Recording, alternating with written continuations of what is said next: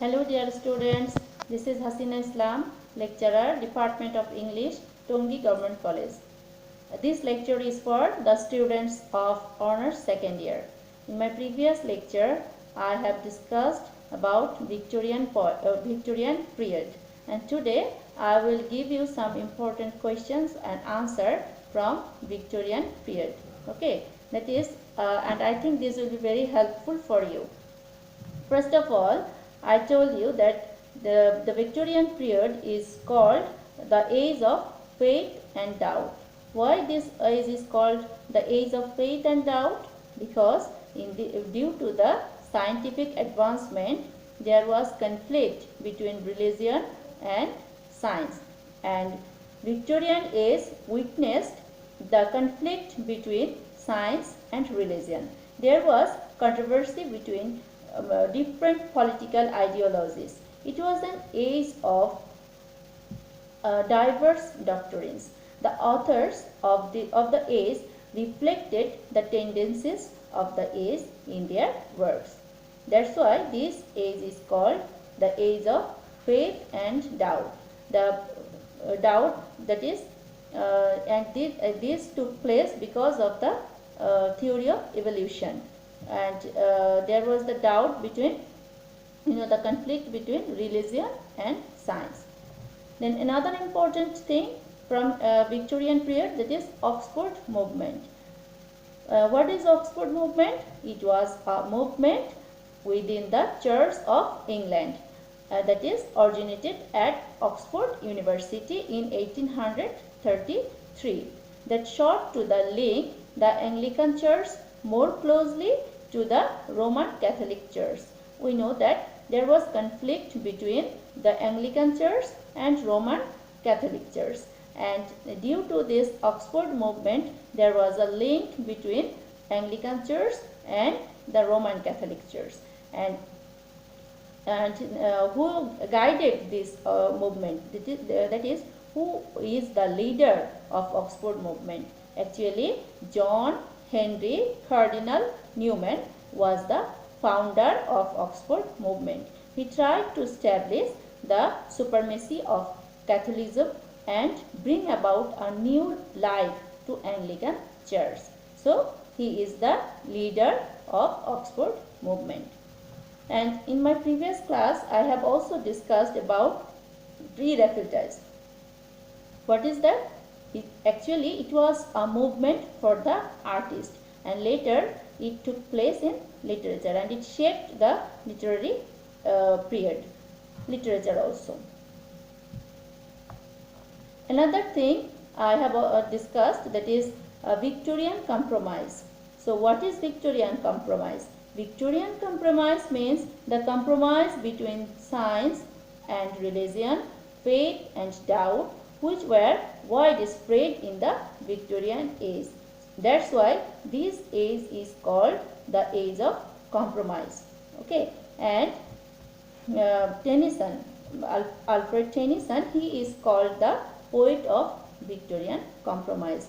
He tried to make a compromise between religion and science, faith and doubt. That's why Alfred Tennyson is called the poet of Victorian compromise.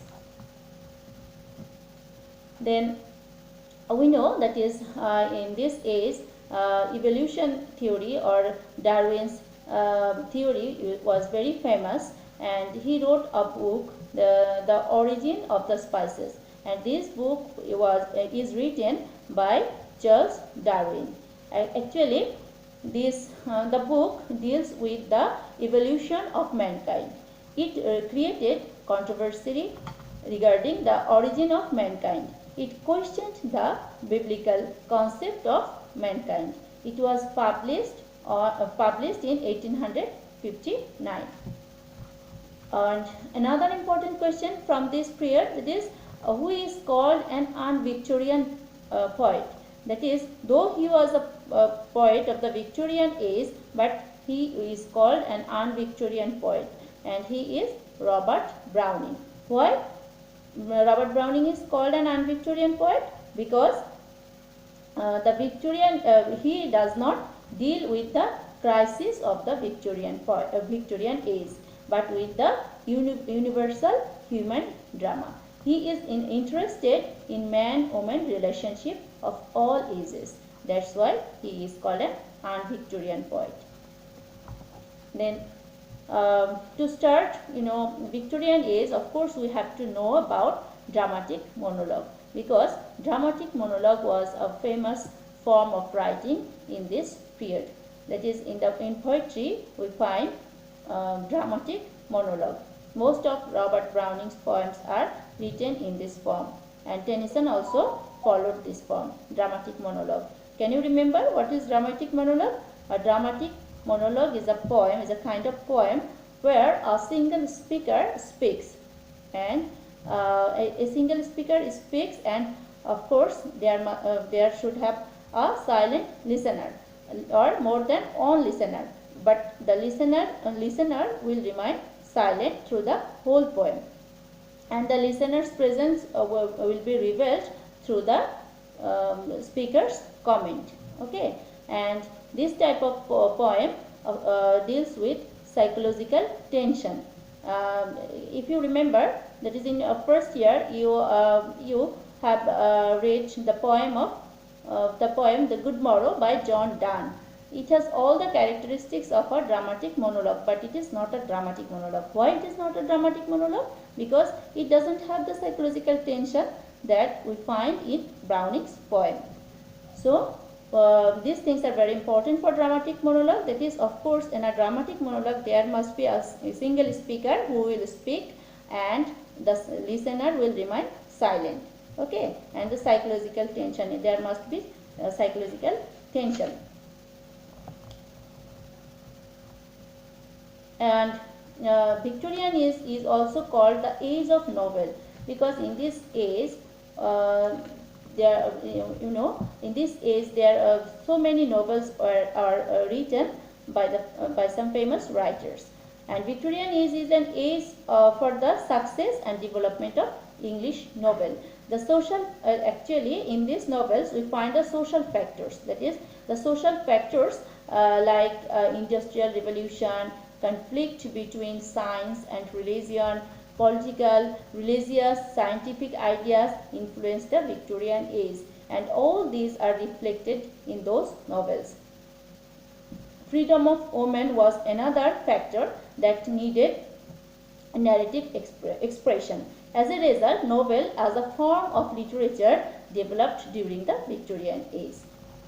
Then what is Victorian conflict?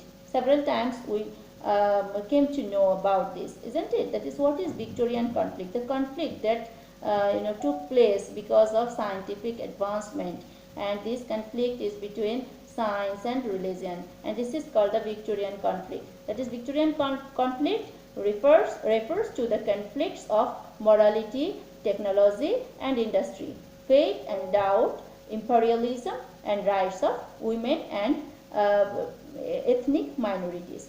So this is Victorian conflict. And from Victorian age, another question is important for you, that is dramas of ideas. What is dramas of ideas? It is a type of drama that deal with controversial social issues. Okay, that is the social issues are reflected in those type of drama. That's why it is called drama of ideas. That is realistic in a realistic manner. Okay, and these are expressed in a realistic manner to expose social ills, and to it is a discussion on the part of the audience. That is drama of ideas. And another thing you have to remember, very often you may find this question, this is who are called the Bronte sisters or Brontes. Okay, Charlotte Bronte, Emily Bronte and Annie Bronte, they are called the Brontes or Bronte sisters. And another significance of the Victorian age, that is, this was the age of progress and unrest. Why it is called the age of progress and unrest? Because in this age